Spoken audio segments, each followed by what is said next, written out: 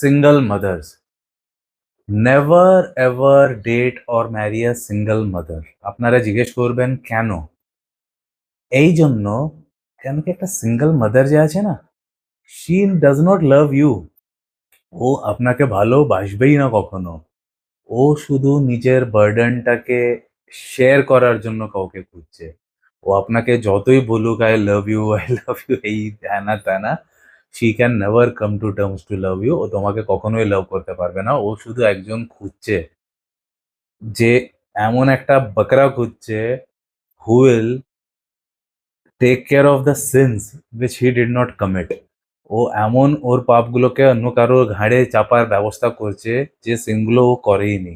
তো বেসিক্যালি ও জাস্ট একটা স্লেভ খুঁজছে যে ওর আর ওর বাচ্চার বার্ডেনটাকে নিয়ে নেবে। ও জাস্ট একটা বার্ডেন ক্যারি করার জন্য একটা স্লেভ খুঁজছে। তো অনেক গরুদের আমি দেখেছি যারা সিঙ্গল মাদারের কাছে চলে যায় এটা ভেবে যে, "আরে না, না ও আমাকে খুব ভালোবাসবে, খুব ভালো করে আমার বাড়িটাকে রাখবে, অনেক ভালোবাসে আমাকে।" আরে গরুরা, ওটা পসিবল হচ্ছেই না। একটা সিঙ্গল মাদারের সবসময় ফার্স্ট প্রায়োরিটি কি থাকবে? অলওয়েজ হার কিডস। ও মা হচ্ছে তো ন্যাচারালি ওর ফার্স্ট প্রায়োরিটি ওর কিডস হচ্ছে।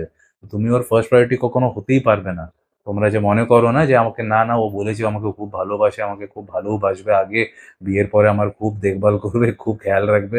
কিচ্ছু করার নেই। কারণ ওর first priority is always going to be her child, always going to be her kid. আর ওর আরেকটা নেগেটিভ রিপারকাশন এটা হচ্ছে যে চলো তুমি ভালো, মানে তুমি সরল মানুষ, ইনোসেন্ট হচ্ছ, সিম্প হচ্ছ, ইডিয়ট হচ্ছ, একটা নাইস বয় হচ্ছ, তুমি করে নিলে বিয়ে একটা সিঙ্গেল মাদারের সাথে। তো তখন তুমি তো চলো ওর বাচ্চা যে আছে ভাবো, ওর একটা মেয়ে আছে ভাবো, 7 বছরের মেয়ে আছে ভাবো। তো ওকে তুমি অ্যাজ আ ফাদার ওকে ভালো ট্রিট করছো, অ্যাজ আ ফাদার ওকে ভালো জিনিস বোঝাচ্ছ। বাট ওর যে মা আছে, মানে তোমার যে বউ, সিঙ্গল মাদার ওয়াইফ, ও ওইটাকে কখনো রাইট বুঝবেই না। ও ভাববে যে আমি যেটা শেখাচ্ছি ওইটাই ঠিক।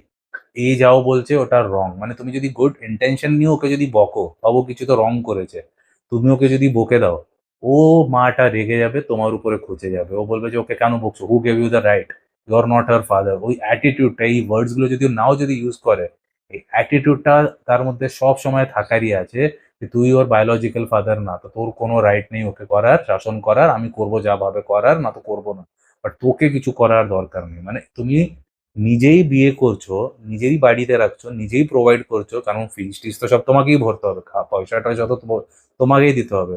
But still you will have no say, no rights over her kids. Always remember that.